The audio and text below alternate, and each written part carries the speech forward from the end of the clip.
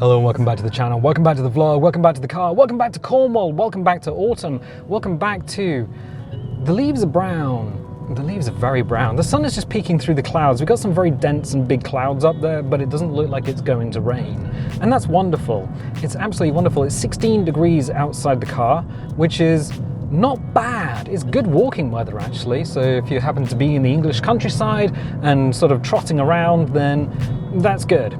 The downside is winter is coming, but for the time being, winter is a while away. So we get to enjoy the cooler weather in the countryside. The car is looking clean because I just cleaned it, and the new battery is doing well. So everything is good. Everything is fine. Life is nominal, I think. But that's not what I wanted to talk about. What I wanted to talk about are museums, because Gex in the comments was like, talk about your favorite museums. That would make for an interesting vlog. And I'm like, yeah, it would make for an interesting vlog because I absolutely love museums. I'm just a nasty little boy for museums. I don't know how to describe it otherwise. Ever since I was a kid, I was like, yeah, get them museums in me. Museum, mummy. It's been a bit of a long week. It's been a bit of a long week. We're just going to let these people over this narrow, very narrow humpback bridge, because over Red River, of all places. So I'm going to squeeze through here. Hopefully, everyone's just going to be cool. You don't know who is local and who isn't, so the locals are pretty cool. The people from out of the county might just stamp on the accelerator instead of the brake. You never know, and I do quite like this car, to be in one piece. But yeah, museums. I've been going to museums since I was a wee nipper. My grandmother did two things, and I realised looking back on it, she did two very good things. First of all, she got me into cinema. I didn't realise it at the time, but we would go into Camberley. So over the summer I would stay with my grandmother for a couple of weeks, and we would go to, I think, Camberley, take the bus in, and then we would go and watch a matinee, and it would be these old like Disney films, maybe even Star Wars, like the original Star Wars. I can't remember. As a matinee, as a rerun. I wasn't alive in the 70s. But yeah, she sparked an interest in films, definitely. And also taking me to museums. And one of my most tippity-top favourite museums in the world ever is the Historic Dockyard at Portsmouth. I mean, the Historic Dockyard at Portsmouth is amazing if you like the ocean and ships, and I guess things that go in ships, like men. If you like seamen, then you will like the Historic Dockyard at Portsmouth, because they make the ships go. You have some interesting vessels there. You have HMS Victory. Currently, she's not got her masts on, and she's covered in a load of tarpaulin and things, because my sister's just been there. But I've been there when she had her masts on, and HMS Victory is absolutely worth going and looking at. I guess being British, you are used to seeing old things just being in the world. The buildings around here are mostly 100 years old or older. If you see a chimney on the horizon, that is probably part of an old tin mine, and that may date between 100 to 200 years old. Yeah, I mean, just having history around us is one of those things, and having a Napoleonic era warship just existing is, I mean, I kind of take it for granted, but it is a wonderful experience. Like, going on board is an absolute wonderful experience, and just seeing how life was. Obviously, the ship is a museum ship now, so it's a lot cleaner and tidier and smells quite okay. But yeah, just I would say if you have the opportunity to have a guided tour on HMS Victory, absolutely do it. Nelson's flagship, and she was saved. She was going to be scrapped, but one of the naval admirals was like, "You're going to scrap her? You can't scrap her. She is my flagship now." And so they put her in dry dock. and was just kind of like, well, what do we do with her now? And then she just kind of stayed in dry dock, and that became Portsmouth's historic dockyard. So when they raised the Mary Rose, the Tudor warship, King Henry VIII's, it wasn't his flagship. I think that was was it the Henry something? I can't remember his actual flagship, but the Mary Rose was an interesting Tudor warship. She had that very forecastle and aftcastle design, kind of like a big cog, and absolutely like wonderful design from the time period. The forecastle and aftcastle, they were literally floating castles, and you would put archers in the fore and aft castle because you would shoot down onto the decks of enemy ships using arrows, bows and arrows. And if you wanted to take an enemy ship, up until that point, what you would do is you would put grapples alongside, and you would send men-at-arms over, marines over from one ship to another. So you have all of these longbows in the wreck of the Mary Rose. The Mary Rose longbows, I think some like 180-pound draw weight. They are not to be trifled with. They are very heavy draw weight longbows. You also got clothes and all artifacts because she rolled over and sank extremely quickly. They cut another line of gun ports down on a water line, and some of those guns fired stone shot and some of those guns fired iron shot. And I watched a Mythbusters episode about ships that, not ships, but cannons that fired stone shot, and they were like, oh yes, it's so that people can't pick up the balls and fire them back. No, it was nothing to do with that.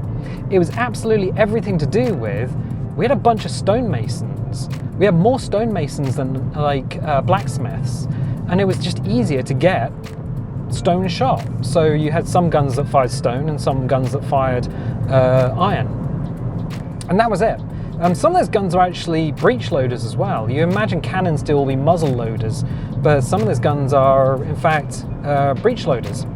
So, yeah, there's a motorbike coming up, and what I'm going to do is I'm just going to see if we can get along straight away. I'm going to slow down and let him pass. So I'm just going to let him go. I used to ride a motorbike. He wants to go, and I'm quite happily pootling along, so he's gone.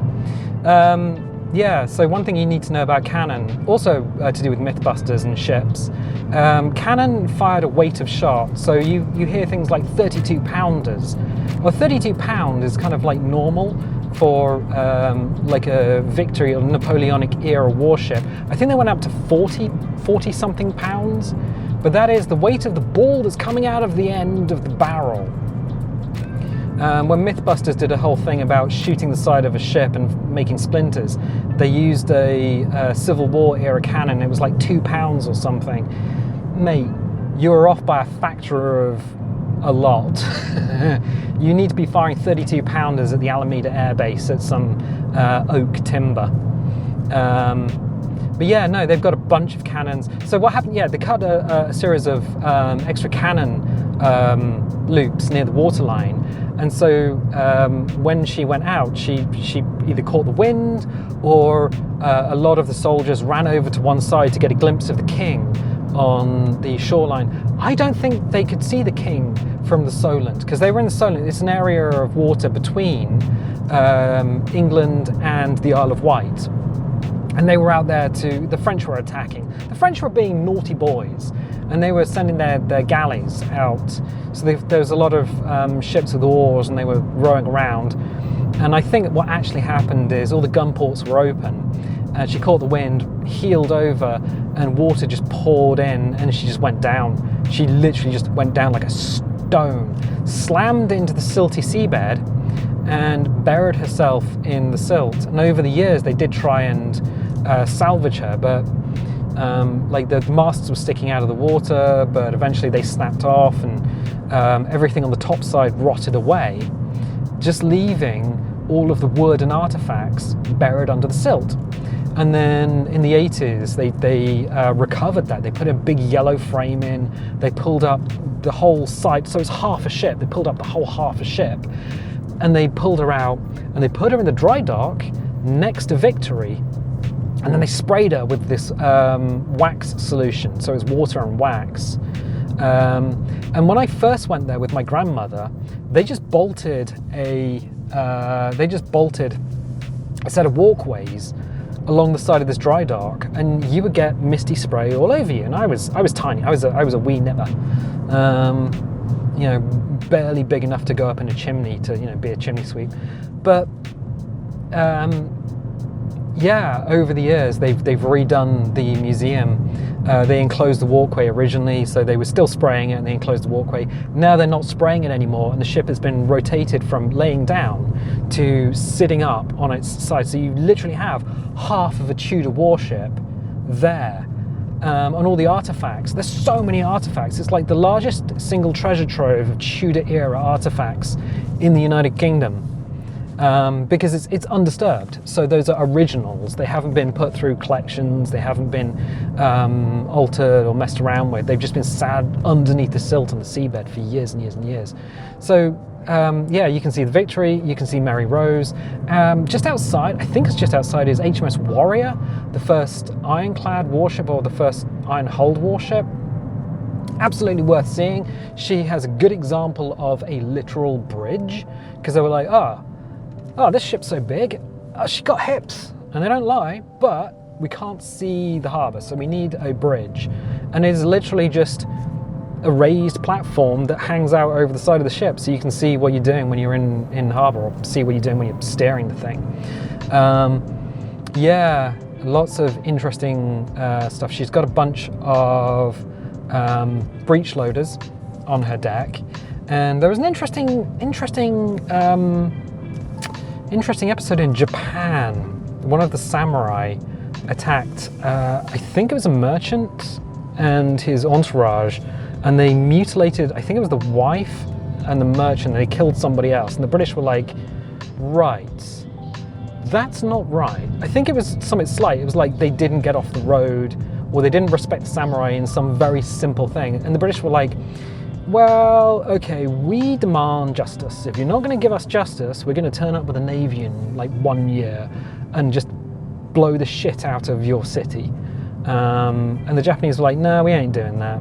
So in 1 year's time, they evacuated the city. The Royal Navy turned up and blew the shit out of the city with essentially the same guns that are on HMS Warrior.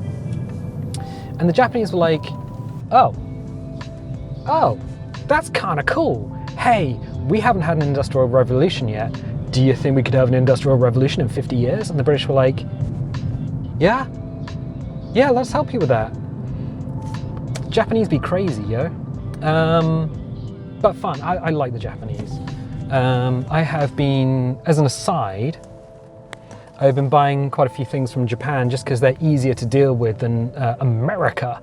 North America is a pain in the butt to deal with at the moment. And I've been given the runaround by a lot of sellers. Either sellers have been saying things like, oh, I've had the store up for ages, but actually it's closed. Or, oh, this thing you wanted to buy? Yeah, I already sold it, even after you've purchased it, so I'm gonna have to refund that. Japan is just like, yeah, you'll need a proxy service, because the way the Japanese mailing works in Japan is different. You get it, you inspect it, and then you pay for it, or it's slightly different. Whereas let's go through here. Whereas in the UK or America or wherever, you would purchase something and it would just turn up at your house. But in Japan, you get the option to inspect it and actually see if it's what you ordered.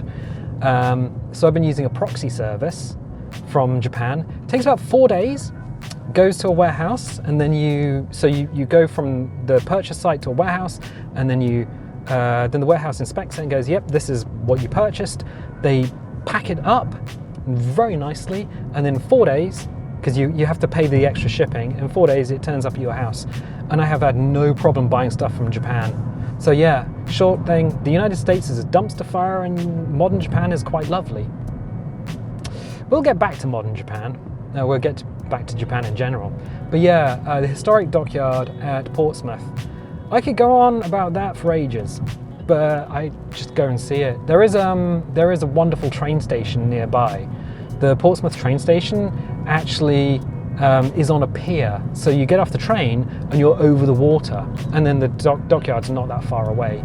So yeah, you can just walk to it. Another place that I really quite like is Bovington Tank Museum. Yay! It's one of my favourite places in the world, is Bovington Tank Museum. One of the fun things is that it's in the middle of butthole nowhere, and every time I've had the sat-nav guiding me to try and get to Bovington, it's just like, oh yeah, by the way, you can obviously just drive up this bridleway. And I'm like, that's a bridleway. Oh, okay. In the next 100 yards, turn right. That's a footpath. Okay, where the Sam Hill am I? Where is everything? So yeah, it's quite difficult to get to, even though it's just kind of on Salisbury Plain. But once you're there, you're in for a treat, because there's no fences around any of the tanks. They're a tank. What are you going to do to it? So basically, what happens is they have things like Tiger 1. They've got Tiger 131, the last fully working Tiger tank in the world. You saw it in Fury, if you watch Fury, which is a terrible film. The story is terrible. I didn't like it. I like the tanks, but I didn't like the story. But also, they've got a King Tiger. Oh, they've got a King Tiger. In fact, I think, because they got a Tiger P, they're trying to recondition that and actually make it a working vehicle. That's their latest project. They've got like so many of these tanks that you've only seen in like documentaries, and you can touch them. You want to touch a Sherman Firefly? You can do it. 17-pounder in a Sherman. I mean, yeah, touch that thing. Sherman DD, they got one of those. They've got, it's great. It's a beautiful tank museum. And also the World War I section. Mark V tanks just sing to my heart. They are a terrible vehicle to be in. They're a terrible vehicle to operate. They're a terrible environment. They were designed for a terrible environment. They fill with carbon monoxide. They're loud. They've got no suspension. They move at like 4 miles an hour. No, they don't. 3 miles an hour. They are slow. Slow. But seeing one in the flesh, I never thought I'd ever see one. And they have a whole room of them. And I'm just like, oh. It actually brought a tear to my eye. I'm not lying. And you can touch them. You can touch them. You can touch the tanks. And that's not even the best bit. You want to know the best bit of the Tank Museum at Bovington? The cafe. The cafe is hugely underrated. There's actually a couple of them, but the main cafe has the most wonderful tea that you could imagine. I think it's like Miller's or something. I can't remember who it is, but it's something to do with water there. You get a cup of tea in the Tank Museum in Bovington, and the water is so good that it just makes the tea like, mwah. And I know, I'm British, I love cups of tea. Yeah, Bovington Tank Museum. It is difficult to get to, and you can absolutely spend an entire day there without seeing everything, because they have the workshop on the other side of the car park. And I've been there a couple of times. I went there with Dad, and then I went there later on with James and Chantel. I actually met them in the car park just after it opened. We went around the Tank Museum, and then we were going to go to the workshop on the opposite side of the car park, but by that point it had closed. So I have not been in the workshop. They've got a T14. What is a T14? It's in the workshop. It was a heavy tank designed by the Americans for the British, and it's basically a Sherman in a dress. And the British went, that's okay, we've got the Churchill. It's like, oh, okay, all right. So nobody ever put the T14 into production, but there is one there. It exists. It's like, holy butts. They've also got a TOG 2. A TOG 2? Yeah, that's a funny looking beast. Special mention to Oz Armour in Australia. Because, oh yeah, this is where we were going with Japan. So here's the thing. World War II Japan was a very naughty army, and they did naughty things. And you think, you know naughty things. No, imagine the naughtiest thing an army can do, and that is Saturday morning kids TV compared to what the Japanese were doing during World War II. And Australia was like, oh, the Japanese are being naughty. Like really naughty. we're going to get hurt quite badly, and we don't have tanks. We need tanks. We need something to stop them from being naughty Japanese. And so they came up with a Sentinel. Sentinel is a curious-looking vehicle. It's actually a very good tank. I think it had one of the versions had a 17-pounder in it, but it was never fully put into production because the Australian, their ability for heavy manufacture wasn't really up to par during the Second World War. And so what they did in the end is just buy in a bunch of Commonwealth tanks. And one of the Commonwealth tanks they bought in was the Matilda II. The Matilda II was an interesting vehicle. It was one that had a 2-pounder cannon by default. The Russians actually upgunned it, but it had a 2-pounder cannon by default. And 2-pounder cannons, it fires 2.2 pounds to a kilo. 1 kilo is about 1 litre at sea level, which means they were firing something that weighed similar to a carton of orange juice, but in solid shot, which is great if you're firing against armour, but not so much if you were firing against troop positions, because you want high explosive for that. Otherwise you fire essentially an orange juice weighted piece of metal at a troop position and you take out one dude but not the dude next to him. The dude next to him will have a severe emotional event, but he won't be taken out. And so Australia went, Matilda's good, but it could be better. And they were planning on, I think they took it into the jungle in sort of like Burma and China and places like that. And so what they did, Australia being Australia, they slapped a Hedgehog launcher on it. Now the Hedgehog, you will know from destroyers. So Commonwealth destroyers, and I think American destroyers, they put a Hedgehog launcher on the back of this thing for anti-submarine duty. And anti-submarine duty, they would fire off just a bunch of these bombs. They had a contact fuse on the end, and they would go underwater and they would strike a submarine and go bang and blow a hole in the submarine. Yeah, this is naval artillery, and the Australians decided, oh, we'll just slap one of these on the back of a Matilda. They've managed to fit 7 bombs in launchers. I think like spigot launchers on the back of this thing. I don't think I've ever seen a Matilda Hedgehog. I do know they have one in the Australian Armour Museum, and so if you can ever get there to, I think it's Oz Armour, it's on the north side of the continent. Well worth seeing. Well worth seeing. I've seen a Sentinel because they have a Sentinel in Bovington, but I've not seen a Matilda Hedgehog. And also a Bob Semple. If you can ever find yourself a Bob Semple anywhere, I think that was New Zealand's answer to heavy armour. Boy, I would go and see it. It's a thing that existed. Mattresses and all.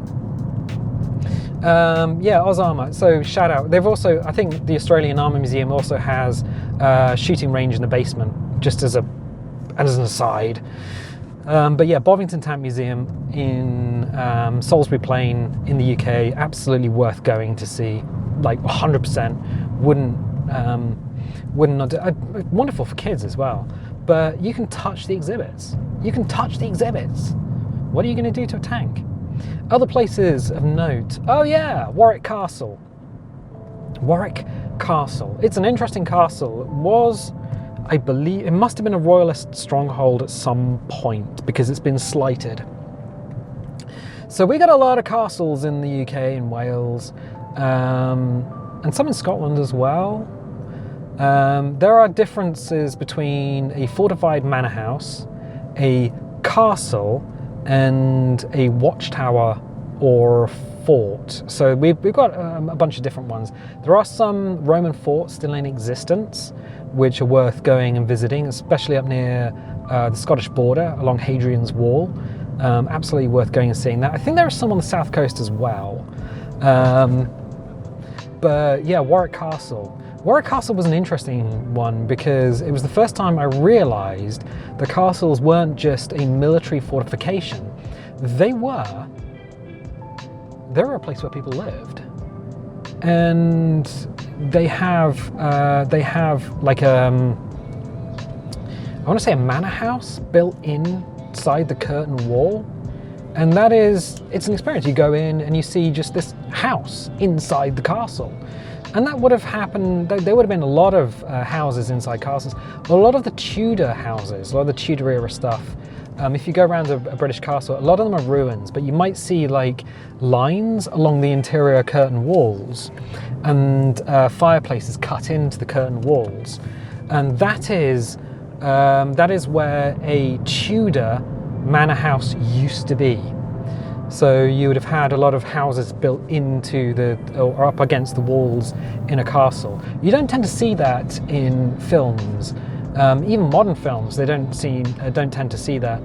Also, castles on the inside were definitely brightly coloured. There was a lot of pomegranates. They would have plastered them and painted them. A lot of pomegranates, a lot of religious iconography, very brightly coloured. There are some castles where you can actually see the original painting and the original colouring, and it's just wonderful, wonderful, wonderful, wonderful. There's obviously things to look out for in castles. So we're going this way. Some castles, behind the main gates, you'll find these big square holes called put lugs. You didn't just have like a bar that went over the gate and just like a couple of little holders.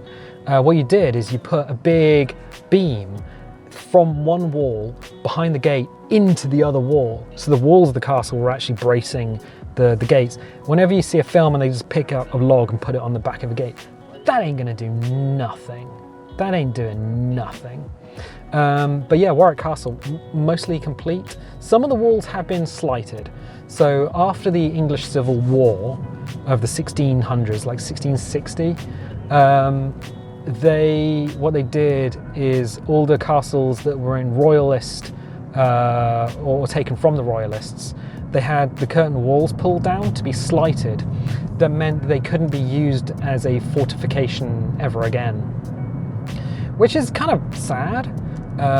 We lost quite a few of our historic buildings that way. Some of them that were in parliamentarian hands did survive. Warwick Castle is largely complete. There's a lot of events that happen at Warwick Castle. You can see people in costume, medieval costume, brightly coloured again. Nobody's wearing brown. Nobody's going around in sackcloth with mud on their face. Longbow demonstrations, absolutely see someone shoot a longbow.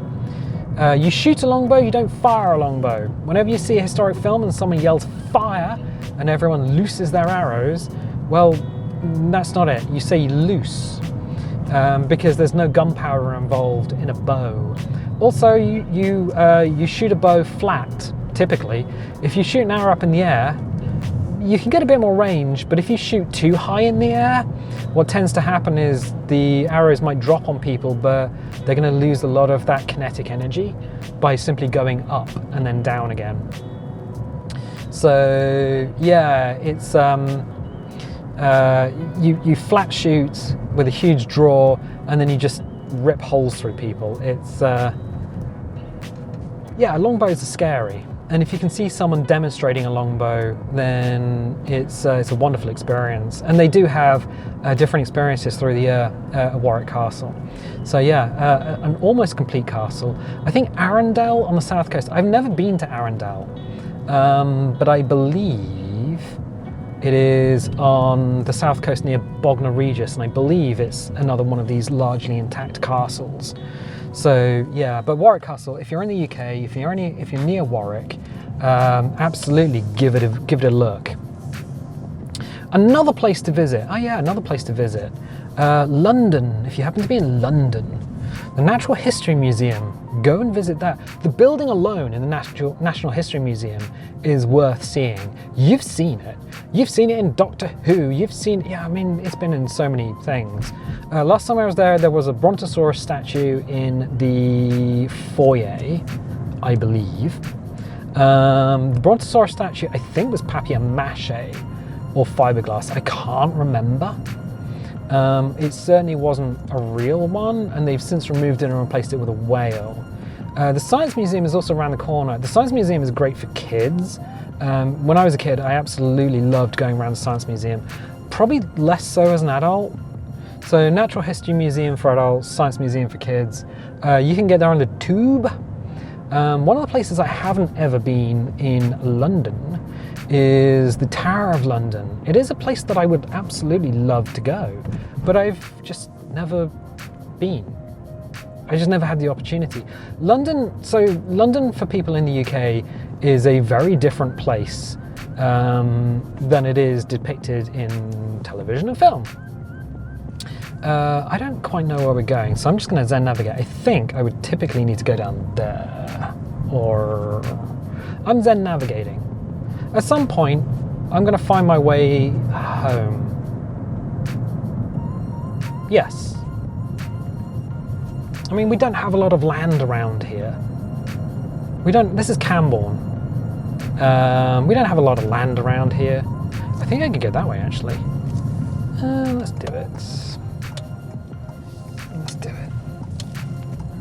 Yeah, we can. I recognize the building up ahead. Zen navigation works most of the time. It is, it's actually from a book, Terry Pratchett book. Can't remember it. Dirk Gently's Holistic Detection Agency. I can remember it. Yeah, Zen anything, Zen navigation or Zen detective. Yeah, it's good. Yeah, never been to the Tower of London. London's kind of difficult to get to. From here, it will be several hours, and the cost of the cost of a train journey is just too much. I think it was leaves blowing across the parking sensors because we were going slow. It would be very expensive to get to London from here. It's basically as far as you can go without actually being in Scotland, I think, because you're going from the very tippity end of Cornwall, so I'd probably need to go from Penzance to probably I'm going to say Paddington from this direction. I think Paddington Station. But yeah, I mean, once you're there, if you take the train into London, you can take the tube around London. That is one of the good things about it. Public transport once you're there is fine. I don't know about staying there. I've never stayed in London. It's very expensive, and it is a very different world. The people there don't think like anyone else anywhere else in the country. They think like Londoners. So yeah, it's a curious place. But yeah, the Natural History Museum, great. Science Museum, great. Been to those two. Tower of London, I've heard is good. It looks good. I definitely want to go there. Anywhere else? In terms of museums? Ooh, I gotta think about this one, really. I've been to so many.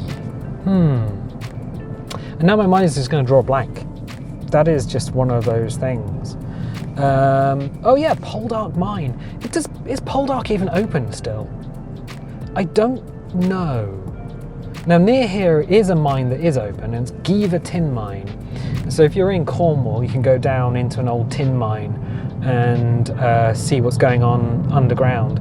Poldark, if it is still open, and I'm not sure it is, Poldark Tin Mine, yeah, it's kind of touristy.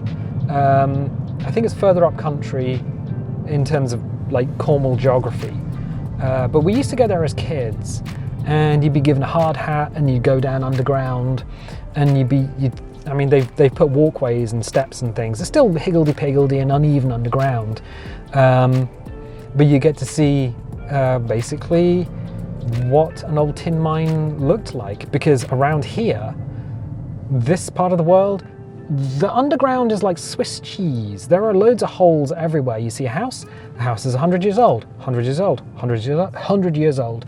All of these houses around here, with the exception of that one over there, which is a modern building, yeah, these two here, which are modern buildings, and those ones over there.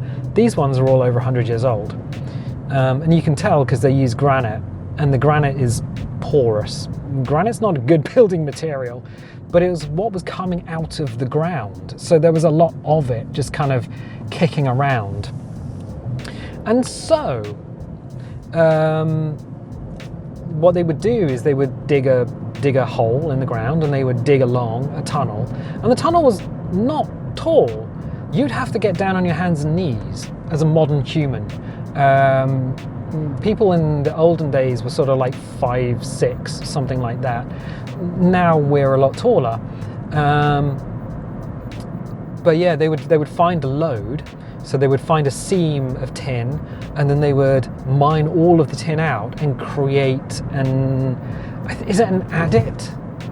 I think it's an adit. It's basically a cavern, like an artificial cavern where they've taken all the material out, and then they would mine out, and they would find another seam, and they would mine everything out. So underground, there's an awful lot of tunnels and an awful lot of caverns, and it does mean mine shaft, and it does mean you might buy a house. You have to have a mining survey done when you're living in Cornwall. But you might buy a house, and then a few years later the whole garden falls in because not all of the mines were surveyed. Not all of the mines are mapped out. So yeah, your garden or your whole house might just disappear down a mine shaft. And there are some houses that are suspiciously cheap, and you can't get a mortgage for, because the mine shaft opened up in the garden, and the people are like, I'm going to sell this property. And it's like, yeah, but we don't know if the whole thing's going to slide underground. You can get it reinforced or whatever, but you can even get it capped, but it's still there. So yeah, Poldark Mine was great as kids. I used to love that. We would go down, because at that time we weren't living in Cornwall, so visiting we would go there. Giva Tin Mine is definitely open, and if you want to go and stick your face down a tin mine and you happen to be near Land's End, because that's kind of where it is, then absolutely go to Giva. Get yourself a Cornish pasty while you're at it. Yeah, a nice Cornish pasty. What is a Cornish pasty? It's what they used to eat down the tin mines. So you have a very thick crust. It kind of looks like a half moon, I guess. You basically start with a circle of pastry. You put a beef skirt, you put vegetables in, then you put beef skirt in, then you fold it over and crimp the edge. So it's like a half moon. And then you bake that. The pastry is very thick, very elastic, and the juices, as it cooks, goes into the vegetables. So you basically have a meal wrapped in pastry, and it is wonderful. And what would happen is you would take it in a little tin, or you take it wrapped up in cloth down to the tin mine, and then you would eat the pasty. But because you couldn't wash your hands, what you would do is you would hold the crust, eat all the pasty, eat all the vegetables and the rest of the pastry, and then you'd have the crust, and you would throw it off into the dark for the knockers. And the knockers are the creatures that live underground in the tin mines, because electric light, when they were digging these things out, wasn't a thing.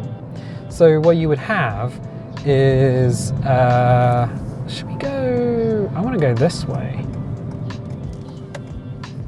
I want to go this way. But we got a couple of cars ahead of us, which is a bit of a problem. So yeah, and the knockers were responsible for letting the miners know of a collapse. So if something was about to collapse, you would start hearing a knocking sound, and that was actually knocking timbers. So as you dig stuff out of the ground, it's granite down below. So you're digging and blasting using dynamite, and you would put in these very heavy support beams. You put lighter beams around, but then you put a very heavy support beam, and if you hear it knocking or creaking, you've got about 10-12 seconds to get the hell out of there. So the knocking is actually a way of it's like an early warning system of a tunnel collapse, or just a general collapse. And yeah, tunnels collapsed, and because they were mining out over the ocean, because the ocean surrounds us, they would just dig out under the sea. Sometimes the tunnel would collapse, just let in seawater, and everyone would drown. Did that happen often? Oh yeah. Yeah. And also there were no elevators. I mean, elevators came along later, but typically they would have like the engine pumps were reciprocating engines, so it was like a beam engine that sort of just did this. So some of them pumped water out of the mines, but some of them had like a little, basically just like an exercise machine, but it had like foot plates all the way up. So you put your foot on one and go up, and then put your foot on the other and go up. And there's like a chain system, and you could get out of the mine that way. Sometimes those would collapse and just kill everyone that was riding up on it. So yeah, mine disasters in Cornwall happened. They were frequent enough, or methane explosions underground. But yeah, Giva tin mine, or Poldark tin mine, if it's still open, which I genuinely hope it is. Wonderful places. Wonderful places. Yeah, I would say, Hampton Court. Hampton Court, yeah, how can I forget Hampton Court? It's a Tudor house.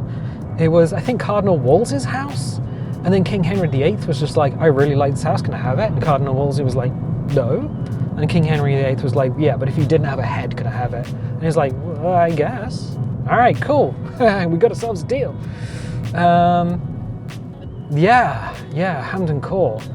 If you're into Tudor stuff, then there is a dearth of like Tudor stuff around. Hampton Court, Warwick Castle, Portsmouth Historic Dockyard.